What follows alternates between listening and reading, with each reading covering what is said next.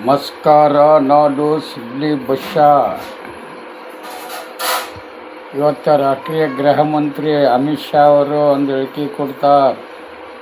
ಆ ಹೇಳಿಕೆ ಏನಪ್ಪ ಅಂದ್ರೆ, ಅತ್ಯಾಚಾರಕ್ಕೆ ಒಳಗಾದಂಥ ಸಂತ್ರಸ್ತೆಯ ಕುಟುಂಬದವರಿಗೆ ಟಿಕೆಟ್ ಕೊಟ್ಟಿದ್ದಾರೆ. ಟಿಕೆಟ್ ಕೊಟ್ಟು ಗೆಲ್ಲಿಸಿದಾರಂತ. ಅತ್ಯಾಚಾರಕ್ಕೆ ಒಳಗಾದಂಥ ಸಂತ್ರಸ್ತೆಯ ಸಂಬಂಧಿಕರು ಹೆಣ್ಮಕ್ಳ ಮೇಲೆ ಅಷ್ಟು ಗೌರವ ಅಮಿತ್ ಶಾಗೆ.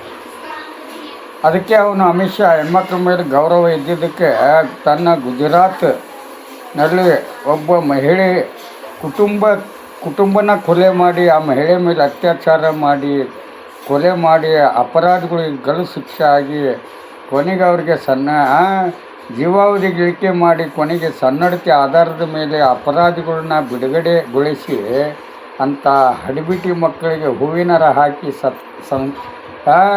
ಸತ್ಕಾರ ಮಾಡ್ತಾರಲ್ಲ ಅಮಿತ್ ಶಾನಂಥವ್ರು.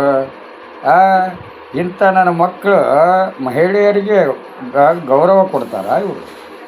ಮೊದಲು ಆ ಅತ್ಯಾಚಾರಕ್ಕೆ ಒಳಗಾದಂಥ ಅಪರಾಧಿಗಳಿಗೆ ಹೆಚ್ಚಿನ ಶಿಕ್ಷೆ ಕೂಡ ಒಳಪಡಿಸಿ ಜೈಲಿಗೆ ಇಡಬೇಕಾದಂಥ ಅಮಿತ್ ಶಾ ತನ್ನ ಪವರ್ ಇಟ್ಕೊಂಡು ಗಲ್ಲಿಗೆ ಶಿಕ್ಷೆಗೊಳಗಾದಂಥ ಅತ್ಯಾಚಾರಿ ಕೊಲೆ ರೇಪ್ ಮಾಡಿದಂಥ ಅಪರಾಧಿಗಳಿಗೆ ಇವರು ಸನ್ನಡತೆ ಆಧಾರದ ಮೇಲೆ ಬಿಡುಗಡೆ ಮಾಡಿಸಿ ಕರ್ಕೊಂಬಂದು ಹೂವಿನಾರ ಹಾಕಿ ಮೆರವಣಿಗೆ ಮಾಡಿಸ್ತಾರಲ್ಲ. ಇಂಥ ಹಲ್ಕ ನನ್ನ ಮಕ್ಕಳು ಸರ್ಕಾರಕ್ಕೆ ಅವಶ್ಯಕತೆ ಇದೆಯಾ? ಅದಕ್ಕೆ ಅಮಿತ್ ಶಾಗೆ ಹೇಳ್ತೀನಿ, ನೀನು ಸನಾತನ ಬೆಳೆಸೋಕೆ ಬಂದಿಲ್ಲ, ಸನಾತನ ಮುಂದೆ ಇಟ್ಕೊಂಡು ಧರ್ಮನ ಬೆಳೆಸೋಕೆ ಬಂದಿದೆ.